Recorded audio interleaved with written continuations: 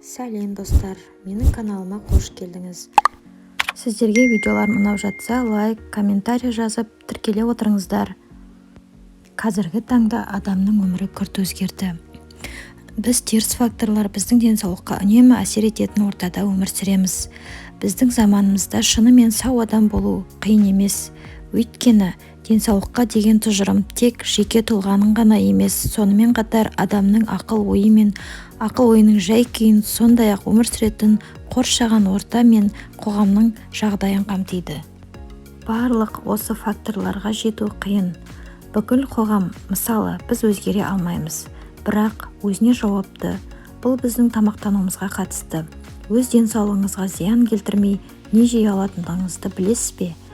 Тамақтануға ғана емес, сонымен бірге біздің денемізге зиян тигізетін тағамдарды жеуге болмайды. Қазіргі мұндай өнімдер көп. Пайда табу үшін өндірушілер өздерінің сапасы мен пайдалы қасиеттері туралы қамқорлық жасамайды. Құрамында газдалған сусындар, тәттілер, шұжықтар, ысталған ет, консервілер, сіздің денеңізге зиян келтіретін қатты консерванттар мен химиялық заттар. Сіздің отбасыңыздың тамақтану және тамақтану үшін қазір сіз көп нәрсені білуіңіз керек. Сонымен, сіздің денсаулығыңыз үшін ең пайдалы диетаны сипаттауға тырысыңыз. Сіздің диетаңыз ең алдымен теңдестірілген болуы керек. Бұл белоктар, көмірсулар, талшықтар, микроэлементтер және витаминдер. Таза таңғы ас көміртегі таңғы ас. Ол күніне энергияны сақтауға көмектеседі. Ең жақсы нұсқа ботқалар. Жақсы нәрсені ойластыру қиын, бірақ ақ жалтыраған күрішті таңдамаңыз.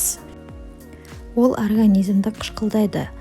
Қараңғы күріш сорттарын таңдаған дұрыс.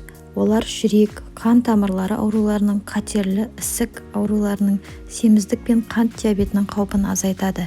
Кез келген дәнді дақылға тамаша қоспа, бұл жақсырақ.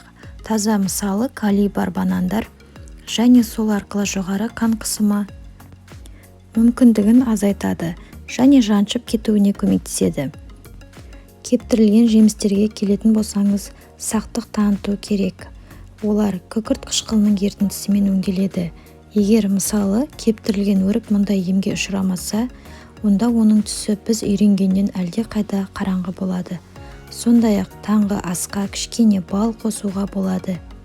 Себебі ол біздің денемізге қажетті амин қышқылдарының қоймасы болып табылады. Бірақ ол өзі шығаратын қабілетті емес. Диета сонымен қатар кальцийдің көзі болғандықтан сүтті қамтуы керек. Барлық көмірсулар бір күн ішінде жұмсалады. Ал қоректік заттар мен витаминдер сіздің әл-ауқат пен көңіл-күйіңіздің сезімін қамтамасыз етеді. Көмірсулардың көзі ретінде қуырылған емес картопты таңдаңыз. Оны тауық сияқты майсыз ет, белок көздерімен толықтырыңыз.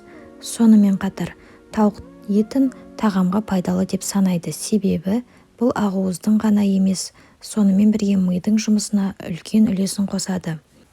Еттің орнына майлы ет жеуге болмайды. Сіз бұршақ, жасымық, жұмыртқаны таңдай аласыз. Қоғамдық пікірге қарамастан, жұмыртқа өте пайдалы өнім болып табылады. Тауық жұмыртқасы ақуыз және лютeinнің тамаша көзі болып табылады.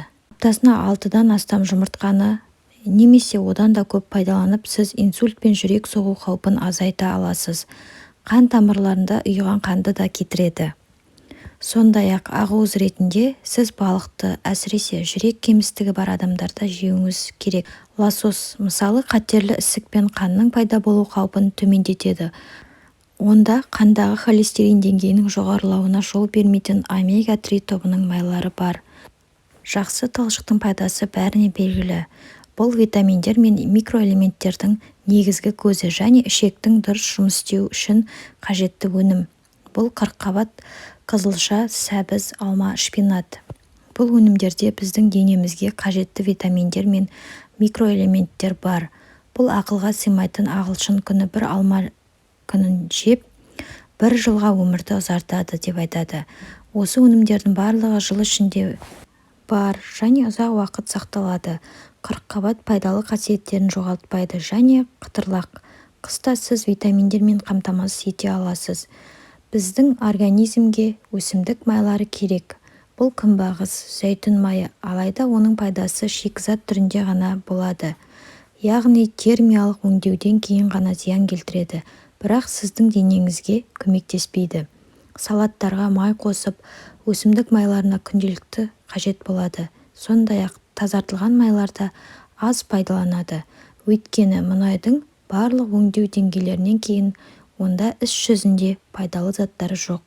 Тұзды асыра пайдаланбаңыз, себебі ол артериялық қысымды арттырады. Адам ағзасына зат алмасу процесін жүргізу үшін тұз қажет, бірақ қазіргі заманғы өнімдерде ол бізге қарағанда әлде қайда көп. Оның жаңа піскен немесе кептірілген шөптермен ауыстырыңыз, және сіздің тамағыңыз денсаулыққа зиян келтірместен дәмді, ерекше дәмімен ерекшеленеді. Дәмді жақсарту үшін сарымсақты қатерлі ісік, жүрек, қан тамырлары аурулары мен инсульттер қаупін азайтқанда қосуға болады. Тамақтанудағы басты нәрсе толықтық, ыстық ыдыс-аяқ, сорпалар, көкөністер мен жемістер, жаңғақтар. Мұның бәрі біздің денеміз үшін қажет, және оны жартылай фабрикаттармен алмастырмауыңыз керек. Сіз оларды пайдалана алмайсыз. Бірақ теріс салдары жеткілікті. Бұл ішек жолдарының аурулары, ас қорыту, гастрит, аллергиялық аурулар. Күннің соңғы тамағына келетін болсақ, кешкі асқа тамақ ішуге, жеңіл тамақ ішпеуге кеңес береміз. Сіз сорпаны іше аласыз. Бұл сіздің ішектеріңіздің штаммына айналмайды және сіздің әл-ауқатыңызға әсер етпейді. Және кешке тамақтанбау керек. Кешке организм ұйқы үшін емес, өңделу үшін емес, ол көп қолданылмайтын болсын. Денеңді күшпен жұмсауға мәжбүрлейді, себебі ол дұрыс емес, уақытта жұмыс істейді. Сонымен, сіздің денсаулығыңыз сіздің қолыңызда, және сіздің денсаулығыңыз үшін қандай зиянсыз тағамдарды жеуге болатындығын білесіз. Белгілі таңдау жасаңыз. Қазіргі заманғы тамақтану түрін өзі ақтамайды. Көптеген адамдар мұны түсінеді және өз денсаулығын осындай төзімділік сынақтарына ұшырамауға тырысады. Достар, бүгінге осымен берген ақпаратым аяқталды. Видео ұнап жатса лайк басып, комментарий жазып тіркеле отырыңыздар. Сіздерге рахмет.